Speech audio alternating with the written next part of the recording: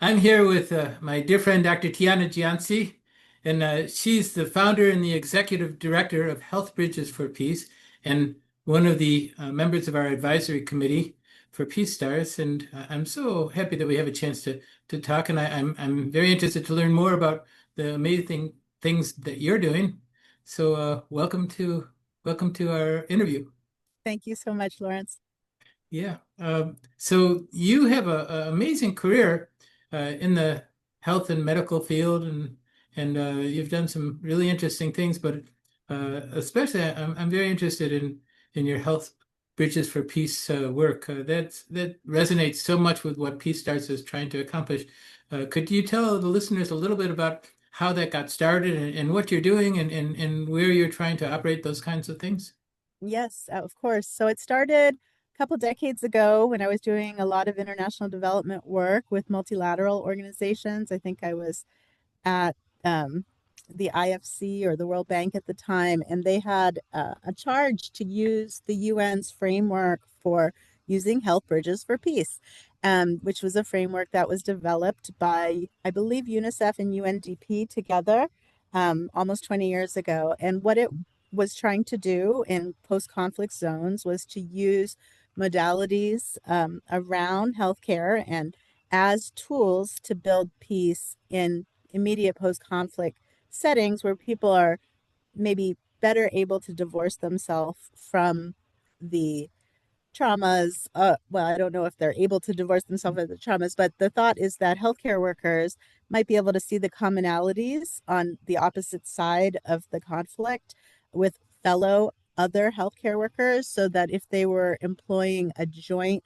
health project together, it might be a stepping stone or a bridge to peace. I hope I explained that okay, but I'm happy But to take yeah, another shot at that. that's the premise of Peace Stars is folks on the opposite sides of a conflict reaching across to work towards a better world together.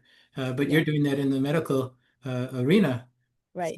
So you were involved in actually founding this entity. Well, the work itself is a UN methodology that's widely used across UN agencies. The entity here in the US called Health Bridges for Peace is something that I've created as an NGO here Uh-huh. to use that same methodology, but in a variety of contexts, not only internationally, but even domestically, and trying to be creative in all the places. We really need to find ways to use conflict management in creative ways. Oh, that's wonderful. Have you been able to uh, establish anything on the ground in areas where there's a conflict somewhere around the world? Yes, we've done a couple projects in Mali, and that those were funded with some US government funds. Uh-huh. And we are turning our sights to work in the Holy Land. That is our next vision is to add to our Mali profile.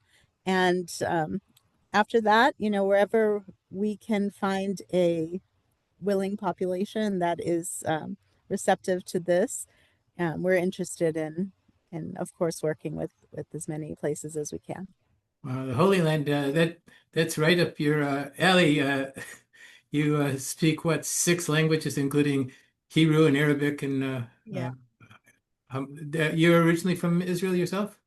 I'm not from Israel. No, I am from the US. I'm an Italian and Egyptian background, Uh-huh. and I am hopeful to, utilize language as and health interventions to really get to know colleagues across the divide and really work towards peace together. We have a couple of projects that I'd love to highlight for you, Mhm. Lawrence, if this is a good time to. We have a couple projects that are really based in trauma informed care and trauma response. Uh-huh. And it takes more allied health professionals, meaning health professionals who are not necessarily formal clinicians, but trains um, health professionals to run types of treatments in both cranial sacral therapy, which is a type of for the head, which deals with your parasympathetic nervous system, and it's very helpful in alleviating issues in very intense trauma environments, and coupled with breathing exercises and other types of more physical interventions that can be done to really try to mitigate the fight and flight responses that so many children face in post-conflict environments.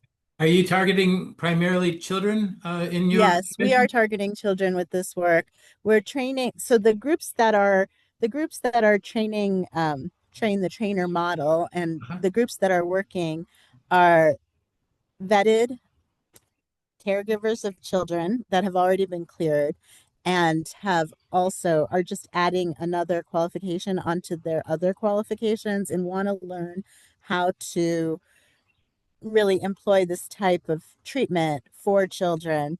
And it's more of an acupressure, so it's not anything invasive or anything that really is going to cause a lot of patient care in terms of infection control worries. But of course, there's in the training, how to still employ that in a way that is safe for children and all patients. Hygiene is very important, of course. So what would you say the age range is Hmm. from the lowest to the highest? I mean, you can do this with 3 to 18-year-olds, and that is the target range. There's really no reason, as long as the people being trained on it are trained to work with that age group. Anybody from the age of 3 to 18 can benefit from this type of treatment.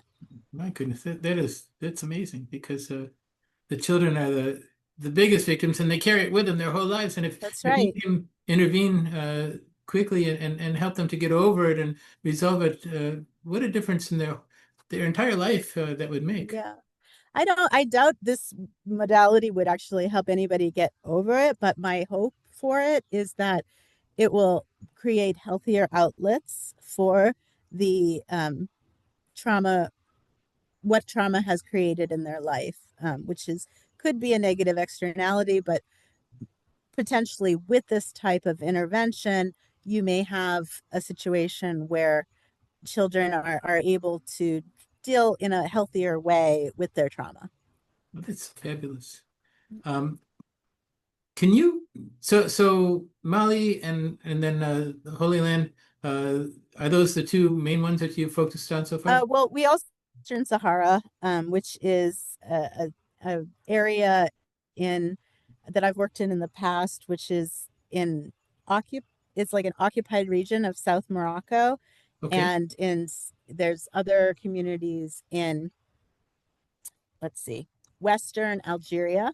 Ah, It is a territory that has not yet, it's still a disputed territory, a population that is still disputed by the United Nations. And there's been some resurgence of violence in that area. And, um, it, I think this has been picked up as a possible by their health ministry as well, be doing some work with it well, this coming year. you go into the hot spots around the world. Mali Well, is there, honestly, with Mali and Western Sahara, when I was actually working in those countries in the past, they were much hotter. I don't know how to put that another way. yeah. They're kind of cooled down now, these It, conflicts, and they're kind of still reeling occasionally, but not as much. Obviously, with what's happening in the Holy Land, and if we're able to get that off the ground there, it will need to be delivered with major partners on both sides. The vision train a joint cadre of Muslim, Jewish, Christian, Druze, um, practitioners to do this work together. And so not only will the train the trainer program bring the program, but the intention is that the actual cohort will foster relations and academic connections, and hopefully also be a peace bridge.